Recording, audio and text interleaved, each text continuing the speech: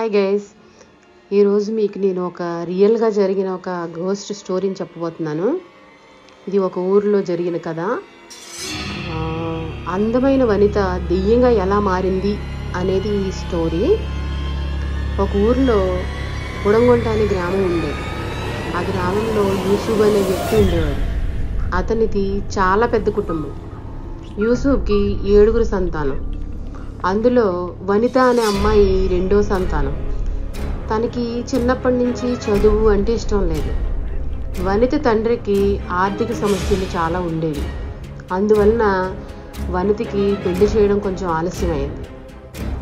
So దానివల్ల వనిత తనకంటే చిన్నవాళ్ళకి, తనతో చదువుకున్న వాళ్ళకి, ఫ్రెండ్స్కి పెళ్ళి అయిపోతుంది అని ఎంతో కుమిలిపోతూ ఉండేది.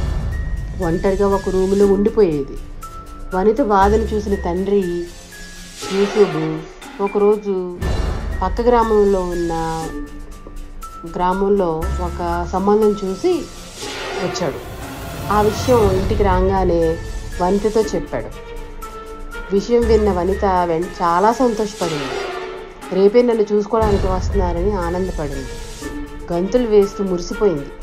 మరుసటి రోజు సంబంధం వాళ్ళు వచ్చే సమయానికి వనిత తలస్నానం చేసి చీర కట్టుకొని తన ఇంటి వెనుక పెరడులో ఉన్న బావి గట్టు మీద కూర్చుని చిక్కులు విప్పుకుంటూ మురిసిపోయింది.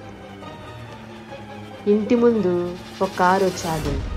వెంటనే వనిత పరుగులు వేస్తూ వెళ్ళి తలుపు చాటు నుంచి చూస్తూ సిగ్గుపడింది. పెళ్లి వాళ్ళు వచ్చారన్నమాట. వచ్చిన వారందరికీ కాఫీలు అందించింది వనిత. అబ్బాయికి అమ్మాయికి ఒకరికొకరు నచ్చారు.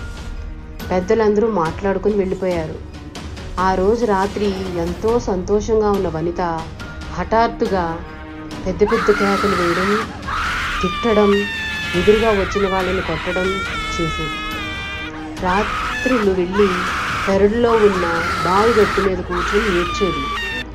ఇది గ్రహించిన తల్లిదండ్రులు భయపడిపోయి వెంటనే భూతవైద్యుని వద్దకు వెళ్ళారు. చూసిన వెంటనే ఆశ్చర్యపోయాడు. ఆ వీధిలో కిరోసిన్ పోసుకొని చనిపోయిన అమ్మాయి ఆత్మ వనితకు ఆవరించిందని చెప్పాడు. రాత్రులు పెరట్లో ఉన్న బావి గట్టు మీద కూర్చుని ఏడ్చేది. భయంకరమైన చేష్టలు చేస్తూ, ఎవరి దగ్గరికి వచ్చినా వాళ్ళని తిడుతూ, అసభ్యకరమైన మాటలు మాట్లాడుతూ ఉండేది. అప్పుడప్పుడు తను కట్టుకున్న బట్టల్ని కూడా తను చించుకునే పరిస్థితికి వచ్చింది. ఆ సమయంలో తల్లిదండ్రులకి ఏం చేయాలో తెలియక అక్కడే వాళ్ళకు తెలిసిన వాళ్ళు ఎవరో చెప్పంగా భూత వైద్యుడి వద్దకు తీసుకెళ్ళండి, మీ అమ్మాయి సరే. తన చేష్టలు చూసిన తల్లిదండ్రులు భూత వైద్యుని దగ్గరికి తీసుకెళ్లారు.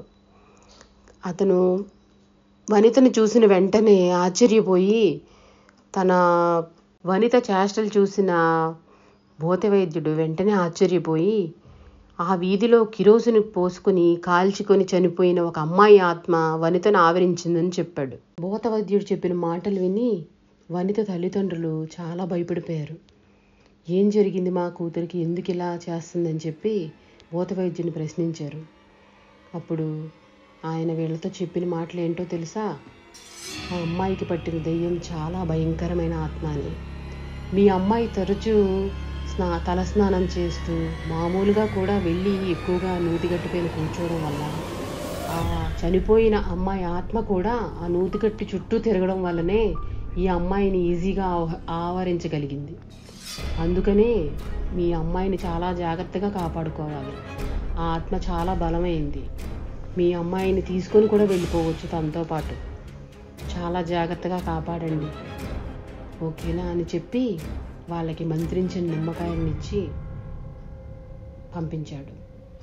వనితను తీసుకుని భూత వైద్యుడు ఇచ్చిన నిమ్మకాయలను, మంత్రించి ఇచ్చిన సామాగ్రిని తీసుకుని తిరుగు ప్రయాణం పట్టారు.